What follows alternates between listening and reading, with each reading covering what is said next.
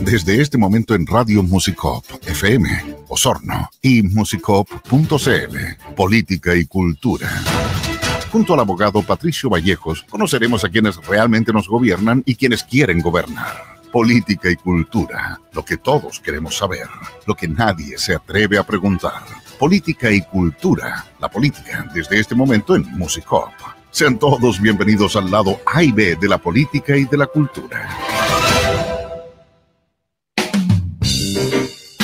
Buenas tardes a todos los que nos sintonizan por la 96.5. Bienvenidos a Política y Cultura, un viaje por las ideas que mueven al mundo y las voces que nos inspiran todos los viernes aquí en Musicop a las 18 horas. Nuestro primer invitado es el senador Fidel Espinosa, por lo tanto le damos las gracias al senador por su gentileza y por acompañarnos hoy. Senador, ¿cómo le va?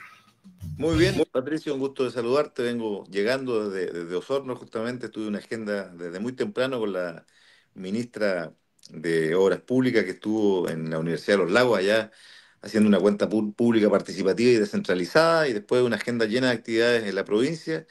Me integré hace poquito a una actividad de inclusión muy hermosa acá en Puerto Montt, de una fundación que trabaja verdaderamente bien con los recursos públicos, ayudando a niños y jóvenes con discapacidad. Y justamente con los tacos de Puerto Montt me vine corriendo a mi oficina parlamentaria para poder atender este programa, en el cual aprovecho de saludar a todos sus auditores, miles de auditores en Osorno, a quienes nos escuchan en la movilización colectiva, camino a sus hogares ya de regreso para descansar merecidamente este fin de semana. Senador, pero parece que se vino muy rápido, lo veo herido. Me veo herido porque tuve una operación programada de mi mano izquierda hace poquito que me ha traído hartas complicaciones, pero ya, igual, a pesar de que he estado con licencia, he seguido trabajando como corresponde en el Congreso y acá en terreno en mi región, porque soy un poquito, usted me conoce, trabajólico en ese sentido, me cuesta quedar en la casa, pero ya el fin de semana voy a tener la posibilidad de recuperarme, espero. Qué bueno, senador. Senador, entremos de lleno a lo que nos interesa. ¿Qué le parece la polémica en torno a la liberación del sicario de Meix? Porque a la gente que no lo sabe, le voy a hacer una pequeña cronología del caso. El 18 de julio ocurre el asesinato del conocido como Rey de Meix. El día 8 de julio detienen a una persona identificada hasta ese momento como Osmar Ferrer. El día 9 de julio, Osmar Ferrer es formalizado y el día 10 de julio, por un error que hasta el momento se atribuye a la nomenclatura de su nombre, obtiene la liberación. Esto se sabe el día 14 a través del fiscal, y entre ayer y hoy día nos hemos enterado que Osmar Ferrer se llama Carlos Alberto Mejías Hernández. Senador, ¿cómo es posible que ocurra algo así en el Poder Judicial? ¿Usted lo había visto antes? ¿Le parece normal? ¿Le parece sospechoso? Me parece sospechoso. Usted sabe que yo digo las cosas por su nombre. Yo no quiero creer, ¿no es cierto?, que haya una negligencia inexcusable tan grave como para haber dejado libre al par de horas a un criminal que había asesinado a mansalva junto a otras dos personas, a una persona dedicada, ¿no es cierto?, al comercio en el barrio May. Primera cosa, es una vergüenza para Chile a nivel internacional, pero que nos demuestra de fondo, Patricio, desde mi punto de vista, un problema que es mucho mayor. Cómo el narcotráfico y el crimen organizado, de una u otra manera, están penetrando en nuestras instituciones democráticas. Y eso es muy peligroso justamente para la democracia. ¿Y por qué digo están penetrando? Porque han sido 2 semanas negras para Chile en este ámbito. Funcionarios de la FACH, endeudados ellos, como lo han dicho en sus declaraciones judiciales, recurrieron al narcotráfico para transportar una sustancia ilícita en los aviones de la propia FACH. Hoy día tenemos este caso que puede ser lo que estamos hablando, que puede ser una negligencia, pero también puede ocurrir que sea un amedrentamiento del narcotráfico que haya provocado el cambio de criterio, porque es inconcebible que una persona que sabemos ingresó a un recinto penitenciario le hayan dado la libertad y le hayan permitido de una u otra manera eludir la justicia, porque es un peligro para la sociedad nuestra, independiente que sea extranjero este individuo, es un peligro para la sociedad que ande libre, un criminal de esas características que arriesga además una pena perpetua por el crimen atroz que cometió. Es simplemente inaceptable lo que ocurrió y daña nuestra credibilidad en las instituciones, y eso es muy grave. Senador, ¿usted cree que llegamos tarde nuevamente? Y se lo pregunto porque parece increíble que hace un par de años atrás parlamentarios del actual oficialismo votaran en contra incluso de este control de identidad donde los carabineros le solicitan el carnet a cualquier persona que esté transitando. Yo soy parte del oficialismo, pero me siento que soy una persona sumamente responsable con el país en los temas de seguridad. Cuando algunos miembros del Frente Amplio y de partidos más a la izquierda no quisieron votar a favor de la ley Naín Retamal que entregaba más atribuciones a nuestros carabineros, yo, siendo hijo de un ejecutado político, voté a favor de darle más atribuciones a carabineros, porque lo que pasó en el pasado no puede nublarlo lo que tenemos que legislar para el futuro. Tenemos que pensar en Chile y que estamos viviendo una crisis de seguridad tremenda.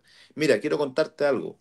Yo participo en el Parlamento Andino, que conglomera 5 países, y trabajamos legislativamente para promover políticas legislativas de diversos países que benefician, obviamente, las naciones que no las poseen. Es decir, retroalimentación legislativa.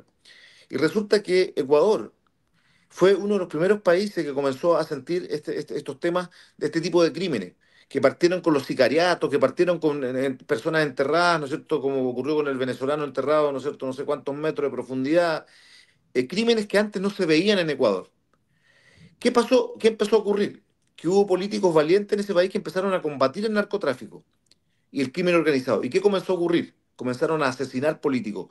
Estamos cerca, lamentablemente, de llegar a eso, porque va a llegar un momento en que el político que tiene que denunciar al narcotráfico igual va a tener miedo por su integridad y por la de su familia. Y eso es grave porque significa que ya estos organismos están penetrando las instituciones. Si un juez tiene miedo, como ha ocurrido, ¿no es cierto?, en el norte, que han sido amenazados jueces en Arica, ¿no es cierto?, por el microtráfico, o el narcotráfico, perdón, es un tema de enorme complejidad.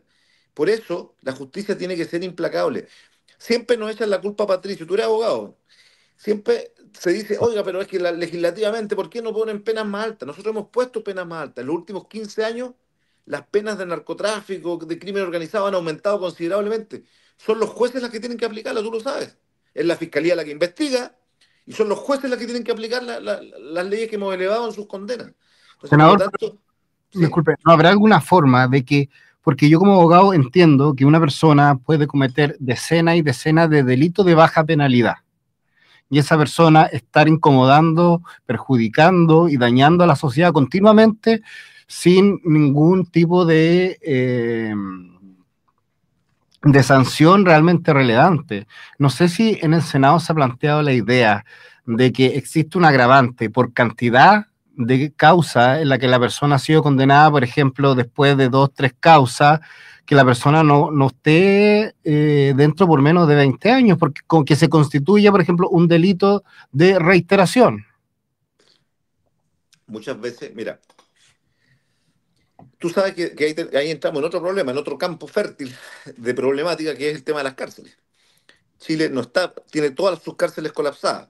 Eso no significa que estos delincuentes que cometen multiplicidad de delitos, yo creo que tú te refieres a personas que las hemos visto en libertad, que han cometido decenas de delitos y terminan quedando libres al otro día. Bueno, muchas veces nos han dicho a nosotros, oiga, pero ¿cómo? En un portonazo, ¿por qué? ¿Por qué no le aplican sanciones mucho más grandes? Entonces, ¿qué nos dicen los propios jueces? Cuando van a la Comisión de Constitución del Senado o de la Cámara de Diputados, los propios jueces dicen que una penalidad, por ejemplo, de un portonazo no puede ser mayor que un homicidio calificado o con un homicidio simple. No pueden tener mayores grados de cárcel ese tipo de delito, en donde no ha ocurrido, ¿no es cierto?, en este caso, un deceso. Entonces, sí, lo que tú planteas puede ser atendible, pero ahí entramos a otro campo, que es el tema, repito, de la situación carcelaria en nuestro país, que está en una crisis también brutal. Y Osorno, que es una cárcel chiquitita y pequeña, tiene, tú sabes, todas las dificultades que hemos denunciado reiteradamente. No es una cárcel concesionada, la Osorno, a diferencia de la de Puerto Montt, que es concesionada, pero que la tenemos llena también de delincuentes que vienen del Tren de Aragua y de otro tipo de crimen organizado.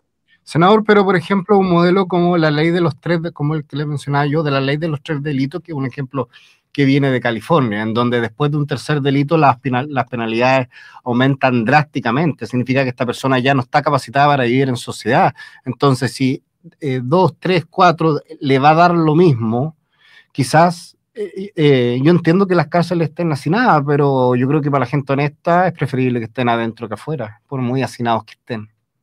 Sí, pero que tengamos cárceles también en donde no vayan que no vayan a ser escuelas del crimen mismo, porque en definitiva, hoy día, a mí me gustaría tener cárceles, como también tú me estás dando ejemplo de California, también yo te podría dar ejemplo de otros países donde el 80% de la población penal está trabajando dentro de la cárcel, no gratuitamente, pero está generando un ingreso para su propia familia, pero está contribuyendo para la sociedad porque está construyendo a lo mejor eh, material para los CEFAM, está construyendo para las escuelas de ese país. Aquí los presos, ¿no es cierto?, están el 90% de su tiempo preparándose para cuando salgan cometan más delitos. Entonces ahí tenemos también otro problema.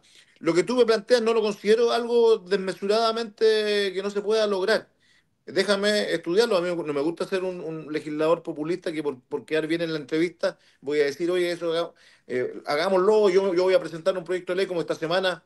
Legislativamente han salido varios ideólogos, ¿no es cierto?, de querer presentar proyectos de ley porque están a puertas de una elección. Si ya no hicieron la pega en 4 años, no la van a hacer en un par de meses, Patricio. Por supuesto. Senador, cambiando radicalmente de tema, hace algunas semanas vivimos una primaria, fruto de la cual Janet Jara fue proclamada como la candidata única del oficialismo. ¿Quedó usted conforme con el resultado? ¿Le gusta la candidata? No quedé conforme con el resultado porque obviamente nuestra candidata era Carolina Toá, pero yo creo que no cumplió un estándar básico de una candidatura, que es justamente prender en la ciudadanía, el carisma, a pesar de su inteligencia, le jugó en contra, no armó buenos equipos. Bueno, y Janet Jara supo, ¿no es cierto?, de una u otra manera, supo capitalizar los errores que tuvimos en esa campaña y logró un triunfo que no solamente fue un triunfo abrumador, sino que un triunfo que fue mucho más allá de lo que nosotros mismos creíamos. Ahora, Janet Jara pertenece a un partido con el cual yo he tenido, ¿no es cierto?, diferencias que han sido públicas y notorias, no tan grandes como las que he tenido con el Frente Amplio, pero discrepo de algunas materias y sí puedo reconocer en ella que hay una candidata que se tiene que, si quiere tener reales posibilidades de competir voto a voto con Kast, que va a ser quien va a ganar en la derecha, va a tener que morigerar muchísimo el discurso que tiene su partido en muchas materias económicas, sobre todo, para que terminemos con ciertos absurdos medioambientalistas. Por ejemplo, yo soy medioambientalista, tengo un magíster en medio ambiente, pero me carga que extrememos las cosas de tal manera que pongamos en riesgo la inversión en diferentes materias. Yo soy animalista, pero tampoco me gusta el animalismo extremo. Me gustan los animales, tengo mis perros en mi lugar donde vivo, los amo, son, ¿no es cierto?, los amigos ahí de la familia, pero no soy un extremista como algunos que han querido, por ejemplo, que hasta la yunta de bueyes sea considerado cuando sabemos que la yunta de bueyes en el campo es fundamental para el trabajo, sea considerado maltrato animal, por ejemplo, o como los peces sintientes que tú recuerdas algunos plantearon del Frente Amplio hace poquito. Entonces los extremos le hacen mal. Entonces ella va a tener que, yo lo decía el día en una entrevista al Mercurio, me preguntaba lo mismo que tú, y yo decía, sí, yo voy a trabajar con ella, pero cuando demuestre que efectivamente ella va a morigerar un discurso que vaya en beneficio del país. Porque, por ejemplo, te voy a dar un solo caso. El ministro Valenzuela, de Agricultura, que ha sido para mí el peor ministro de la historia desde que recuperamos la democracia. Todas las cosas que ha generado para nuestra región han sido de impactos negativos. Por ejemplo, el tema de las parcelaciones. Le han negado a la gente el derecho a vivir en el campo. Eso es grave. O sea, a través de decretos pasaron por sobre la ley. De puros decretos. No sé si tú estás al tanto de eso, que hoy día prácticamente se han liquidado empresas. O sea, tenemos un montón de personas que se dedicaban a este tipo de proyectos que están en riesgo de que les remate el Servicio de Impuestos Internos sus propiedades. ¿Por qué? Porque por decreto impidieron que la gente pueda vender una parcelas que tenían caminos con 8 metros o 10 metros de ancho, con agua potable, con fibra óptica. Lo impidieron solo por ideología, porque al ministro Valenzuela se le ocurrió decir de que esto estaba atentando contra la agricultura familiar campesina, cuando el derecho a vivir el campo es un derecho internacional. O sea, hay países como España, en donde vivir en las afueras de Barcelona o de Madrid es un sueño. Aquí se lo estamos impidiendo a la gente y le estamos impidiendo al pequeño agricultor vender incluso una parcela para vivir mejor los últimos años de su vida. Eso yo no considero que han sido políticas erradas, que espero Janet Jara, ¿no es cierto?, sea muy clara con el país y nos diga si va a seguir en esa misma línea, porque si está en esa misma línea, eso atenta no solamente con el que vende parcela, con el que quiere ir a vivir al campo, con el que construye una casa en esa parcela, el maestro de la construcción que construye, el que hace el pozo profundo, o sea, es una cadena de elementos. Ese es un ejemplo que te estoy dando de temas que en donde ella va a tener que económicamente demostrarle al país de que va a imperar, ¿no es cierto?, un pacto con Chile de avanzar en esas materias y no retroceder. Senador, Natalia Pergentili expresó duda respecto a su voto. ¿Usted ha visto esas expresiones o ese sentir en más gente de socialismo democrático? Fíjate que poco, siendo bien justo, yo respeto mucho a Natalia Bergentini. Ella está sentida, ¿no es cierto?, por situaciones que vivió con el gobierno dentro del PPD, y por eso que a lo mejor sus palabras fueron un tanto apresuradas. Yo he notado que la figura de Janet Jara, dentro del socialismo democrático, concita un apoyo, yo diría, bastante mayoritario, pero también con estos condicionamientos que nosotros vamos a tener que poner sobre la mesa cuando conversemos con ella. Condicionamientos que tienen que ver, ¿no es cierto?, con condicionar tu voto por ella, sino que tu trabajo. Claro. Porque yo no voy a trabajar por alguien que va a seguir la misma línea en estas materias, por ejemplo, los ejemplos que te he dado, o en otros, en Senador, donde, en donde efectivamente, para terminar la idea, en donde efectivamente, ¿no es cierto?, la ciudadanía, aquí yo creo que la competencia cáscara de segunda vuelta va a llevar a la moneda a quien cometa menos errores en esos 4 meses o 3 meses y medio de campaña. senador, el equipo de Evelyn Matei, ella misma, Paulina Núñez, han señalado que hay una especie de campaña en redes sociales dirigida, orquestada o relacionada a la campaña de José Antonio Caz para invalidar a Evelyn Matei en cuanto a sus capacidades físicas o mentales. ¿Usted cree que es así? ¿Y por qué se lo pregunto? Porque yo en redes sociales vi algo parecido de la gente que apoyaba a Janet Jara en contra de Carolina Toá las últimas 3 semanas de campaña. A ver, mira, a mí siempre me ha gustado que las campañas sean limpias, que sean campañas transparentes. Yo me recuerdo que en la última campaña, cuando yo fui candidato a senador, sacaban, ¿no es cierto?, a última hora encuestas en donde decían que Rabindranath Quintero me triplicaba en votación. Y yo sabía que eran falsas. Y yo terminaba cuarto. No sé si tú te recuerdas cuáles fueron los resultados de 3 años atrás. Yo saqué la primera mayoría con 25.000 votos arriba del segundo, que fue Iván Moreira.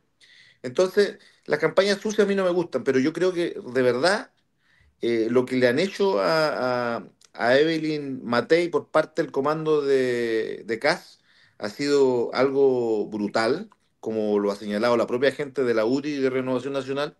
Pero esas son peleas que no nos involucran a nosotros, son peleas de la derecha. Se están sacando los ojos y después no sé cómo se van a reconciliar para la segunda vuelta. Porque hoy día yo no había visto un nivel de belicosidad con la que están actuando. Y nosotros no vamos a permitir, me refiero al socialismo democrático, no vamos a permitir que haya una campaña sucia tampoco de parte de nuestro sector o de nuestra banderada. Nosotros creemos que ella es una persona correcta, fue una buena ministra del Trabajo, por más que a algunos no les guste. Ella llegó a un acuerdo, una reforma que era muy grave, o sea, muy importante, pero que era muy grave las posibilidades que tenía de que fracasara, y ella logró un consenso incluso con la derecha. Por lo Se le tanto, critica no es una los persona que le pueda dar miedo al país. A Janet Jara se le ha criticado mucho los niveles de desempleo actuales, sobre todo los de las mujeres, que sobrepasan el 10%. ¿Usted cree que fue una buena ministra del Trabajo a pesar de eso? ¿O si no hubiese sido por el logro que tuvo respecto a la AFP, hubiese pasado sin pena ni gloria? No, yo creo que, mira, yo no soy amiga de ella, no soy cercano a ella, le tengo respeto, sacamos adelante. Yo llegué a su escritorio y le dije, ministra, tenemos que sacar adelante la ley del buzo profesional porque se están muriendo nuestros buzos todavía con mucha. Mensualmente se muere uno o dos buzos en la región, producto que no tenemos tampoco una ley que los proteja, y comenzamos a trabajar al otro día y sacamos la ley del buzo que entramos a votación la próxima semana, de hecho. Entonces, eso demuestra eficiencia en su gestión. Ahora, el tema de la empleabilidad no es solamente achacable a un ministerio, es todos los ejemplos que te he dado. Cuando, por ejemplo, la ministra de Medio Ambiente se pone extremista en los temas medioambientales, genera, ¿no es cierto?, desempleo. Cuando no quieren que construyamos vivienda porque hay un humedal en el sur, pues en el sur está lleno de humedales. Cuando llueve 3 días seguidos se forma un humedal, y nos pasó con el predio Baquedano, que lo conseguimos en el gobierno de Michelle Bachelet en Osorno para construir viviendas sociales. No hemos podido construir ni una, porque hubo grupos medioambientalistas que se aprovecharon, ¿no es cierto?, de lluvias que hubo en la zona para sacar fotografías que hicieron que se declararan humedales, lugares que todos sabemos que no son humedales, pero que han impedido el crecimiento, el empleo, porque cuando ahí se construyen 200, 300, 500 departamentos hay empleabilidad. Entonces, no es solamente vinculante a un ministerio los temas de desempleo, es también que varios ministerios, como el de Agricultura, que te daba el ejemplo de las parcelas, como el que te estoy diciendo ahora, Medio Ambiente, y otros también no han colaborado en mejorar esas tasas. Entonces, por lo tanto, creo que es un tanto injusto atribuirle a ella el que tengamos, ¿no es cierto?, una mayor cantidad de desempleo en el país. Todo, toda la gente del oficialismo señala que, o la mayoría de la gente del oficialismo señala que si gobierna Janet Jara no va a gobernar el Partido Comunista, sino que va a gobernar una coalición amplia de centro-izquierda. Pero las relaciones internacionales las determina el presidente de la República, y en el caso de que ella gane, la presidenta de la República sería el Partido Comunista. ¿Usted cree que el Partido Comunista y sus militantes están preparados para dirigir las relaciones internacionales del país? Por supuesto, porque sería también muy injusto decir que puede ser presidente Kast, que fue, por ejemplo, en su momento un defensor irrestricto de un régimen en nuestro país que violó tan gravemente los derechos humanos. Yo creo que él ha evolucionado y no creo que si fuera presidente llegaría a liberar a los presos de Punta Peuco, porque si eso ocurriese, eso va a generar un caos también en el país y la sociedad, que Era condena todavía. intención Entonces, de hacer algo por Miguel Karnov, por lo que tengo entendido yo.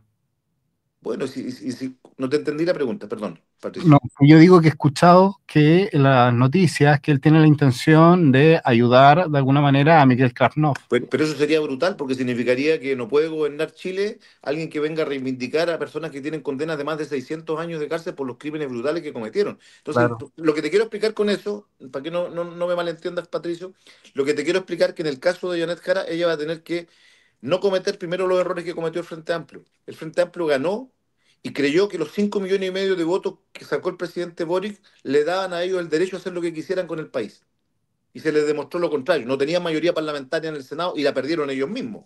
La mayoría parlamentaria cuando dejaron que dos senadores se fueran para el otro lado. En la Cámara de Diputados han tenido una mayoría, pero que ha sido relativa. Y no. Entonces, para gobernar, no podemos cometer los errores del pasado. Hay que tener mayorías parlamentarias. Y Pero sí, por eso va a ser muy importante también, por eso va a del, ser muy importante el comportamiento electoral, lo que pase en el tema de los diputados y diputadas que se van a elegir y senadores que se van a elegir. En el caso de nuestra región no hay elección de senadores, pero va a ser muy importante cómo se configure ese cuadro. Por lo tanto, ninguna de las dos candidaturas, ninguna de las tres, yo diría, incluyendo a Evelyn Matei, que yo creo que está lamentablemente cayendo en las encuestas muy raudamente, eh, podemos descalificarlo por sus dichos del pasado. Yo creo que en eso tiene Kass pierde más que ella, porque ella tenía una conducta, si bien, ¿no es cierto?, en algunos temas que no comparto en absoluto, por ejemplo, ella tendrá que decir, y yo comparto tu pregunta, cuál va a ser su comportamiento de ella como futura presidenta con las relaciones con Cuba, con Venezuela, si se van a defender posturas como las que defendió Carmona en su momento, cuando todo el mundo vio que hubo un fraude electoral en Venezuela y aquí se defendió. Ese tipo de cuestiones va a tener que cambiarlas y yo espero que las va a aclarar con antelación y va a ser motivo de muchas preguntas en los debates previos. pero, senador, con sinceridad, ¿ese tipo de cosas cambian en una persona o se maquillan? No, yo creo que cambian. El presidente Boric tenía una postura también que ha tenido que cambiarla porque la política... Te voy a dar un ejemplo incluso personal. Fíjate, yo fui durante largos años como diputado un férreo opositor a la actividad salmonera en el sentido, por ejemplo, de denunciar, y no me arrepiento de ello, porque si muchas de las conductas que han mejorado de los salmoneros medioambientalmente, que todavía tienen deudas medioambientales, los temas de la muerte de los buzos, han muerto más de 70 buzos en la región, porque antes morían efectivamente por falta de cuidado. Pero yo también después hemos girado eso, porque he dicho, mira, sin actividad salmonera tenemos a 70.000, 80.000 personas sin empleo en la región. Y no es solamente el que trabaja en la planta salmonera, es toda la cadena productiva, el que hace las mallas, las redes, el que transporta. O sea, cuando tuvimos la crisis del virus ISA, eso me hizo reflexionar mucho. Y cuando fui presidente de la Cámara de Diputados en el 2017 también, maduré muchísimo una visión de país porque uno no puede pensar en su ideología solamente, tiene que pensar en el país. Por eso yo te digo, cuando partimos hablando de los temas de seguridad no le pertenecen a un partido en particular. Si todos remamos para el mismo lado los temas de seguridad vamos a avanzar. Lo mismo pasa con la economía. Si remamos para el mismo lado, a pesar de que tengamos pensamientos políticos diversos, vamos a avanzar. Y yo creo que ella, al igual que Kass, si quisiera Kass ganarse ese electorado de centro, va a tener que modificar su discurso de extrema derecha.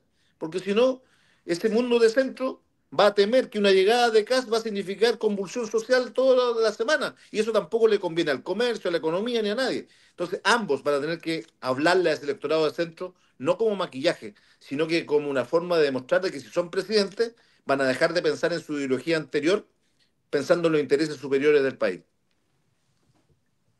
Usted me decía que no sabe cómo lo van a hacer en la derecha para la segunda vuelta por el nivel de conflicto que tienen actualmente. Yo tampoco recuerdo que una elección en la derecha llegase a estos niveles que estamos viviendo actualmente, pero en la elección de las primarias recién pasadas no estuvo muy alejado.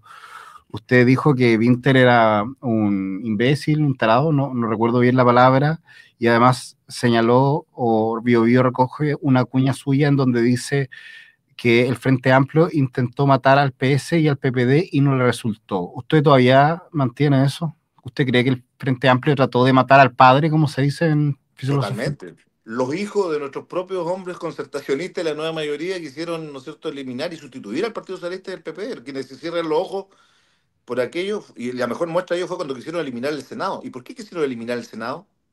Porque quisieron eliminar el Senado porque ahí no tenían mayoría y no tienen por dónde construir una mayoría ni en 30 ni en 50 años más. Entonces, los gobiernos que tienen tendencias totalitarias tienden a eliminar uno de los poderes del Estado donde no tienen mayoría. Por lo tanto, eso no lo retiro. Respecto a lo otro, retiré el concepto porque yo lo que quise decir que era una imbecilidad, ese sketch que hizo el candidato Winter donde mostraba a una mujer que se le caía en la calle el líquido amniótico porque consideré que fue de ver realmente algo indigno para las mujeres de nuestro país porque nadie entendió tampoco el mensaje que había de fondo. Entonces yo retiro el concepto hacia la persona de él, pero no hacia la imbecilidad que fue que él haya permitido como candidato que se construyera, ¿no es cierto?, eso, porque uno como candidato es el que tiene que manejar esas cosas y darle el visto bueno. El check-in final lo hace el candidato.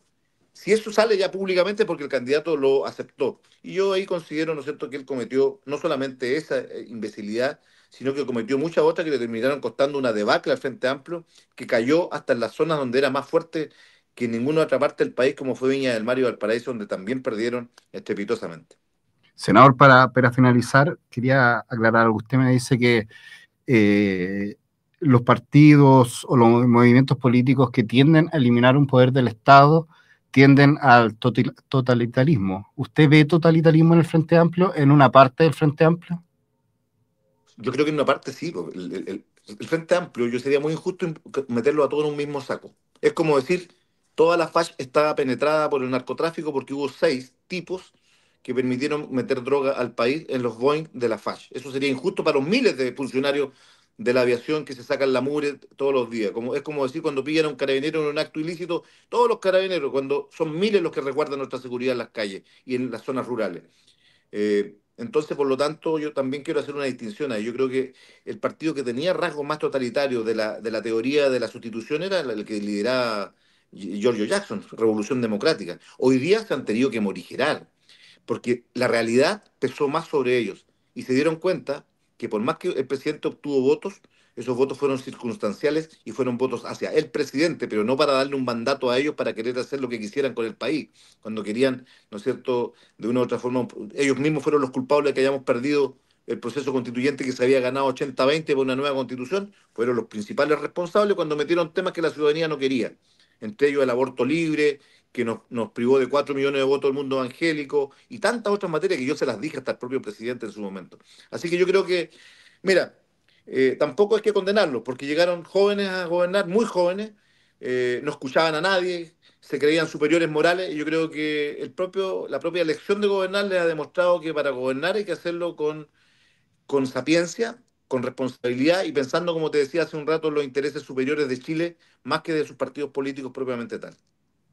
Que se moderen no genera el riesgo de que se genere un grupo aún más a la izquierda. Yo creo que no, yo creo que, Como mira, pasó acá, porque si usted ve, la derecha republicana se moderó un poco después de la propuesta constitucional y nació el libertario. mira, yo te voy a decir una cosa, para terminar, porque sé que tienes otro invitado, pero mira, la derecha, esa derecha más extrema, que representa Kass y Kaiser, están haciendo un juego que es entretenido, el del bueno y el malo. Kaiser es el malo y está haciendo el juego para demostrar que Kaiser es el moderado. Yo creo que ellos tienen una negociación, ya tienen una conversación ya previa. Y la mejor muestra de ello es que van a hacer lista parlamentaria junto con el Partido Social Cristiano. Entonces, por lo tanto, la derecha hoy día tiene más problemas que nosotros. Nosotros estamos a puertas de llegar a una lista única para enfrentar en todo Chile el proceso eleccionario. A mí no me gustaba mucho preliminarmente porque yo tengo muchas diferencias con el Frente Amplio, pero es mi opinión y voy a respetar la de mi partido. Pero eso va a significar que muchos partidos van a tener que ceder cupos en muchos lugares para que quepan todos en una lista parlamentaria. Pero estamos haciendo ese esfuerzo. La derecha se está sacando los ojos de una manera inexplicable y eso puede tener significados fuertes en una segunda vuelta.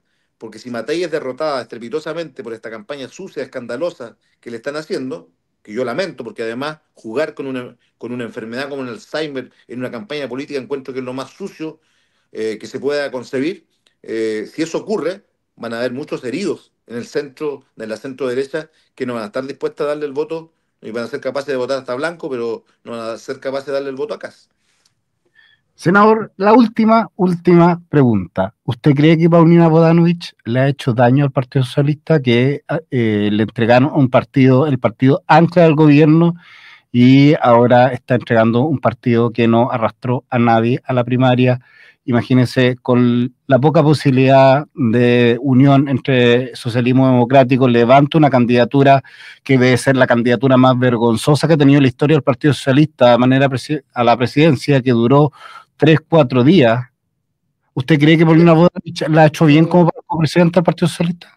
Yo creo que, mira, yo creo que tengo una buena impresión de Paulina, es una excelente mujer, una gran política, honesta, nunca ha estado involucrada en un acto impropio, pero ha cometido, como todos quienes estamos en la política, cometemos errores. Yo creo que aquí ella ha estado sujeta, ¿no es cierto?, a otros poderes dentro del partido que se han negado que el Partido Socialista lleve candidato en las últimas 2 elecciones. No olvidemos que bajaron a Ricardo Lagos en su momento cuando todavía podía ser hace 8 años atrás y tenía mucho apoyo, pero dentro del partido lo bajaron. Ahora también bajaron a Paulina, entonces ella no es la culpable de lo que allí ocurrió. Lo que sí te estoy seguro, Patricio, es que en 4 años más el Partido Socialista sí va a llevar candidato presidencial, sí o sí, y hay que empezar a trabajar para aquello. Y yo no me descarto tampoco en esa tarea, me lo han dicho mucho en la calle, yo me siento capacitado, ¿no es cierto?, para ser candidato en 4 años más a una primaria, para someterme a una primaria, porque creo que he madurado políticamente y que represento a los sectores, ¿no es cierto?, no solo de la izquierda, sino que también de centro, siempre pensando en la justicia social y en un tema que para mí es fundamental, cómo enfrentamos la peor crisis que tenemos hoy día, que es el crimen organizado. No lo descarto, no digo que vos lo vaya a hacer. La política tiene muchas vicisitudes, pero no voy a permitir que ocurra y el Partido Socialista viva lo que vivió Paulina en esos 4 días del terror que tú muy bien me lo haces en la pregunta. Senador, muchas gracias por acompañarnos, ha sido un agrado, me encanta con tanta franqueza y que no se evite ninguna pregunta como lo que esperamos de todos los políticos. Así que infinitas gracias, senador, por estar acá, un abrazo y le deseamos lo mejor. Esperamos que se recupere pronto. Y en la próxima que me invite voy a estar presencial. Ah, perfecto, Chao, senador. cuídate.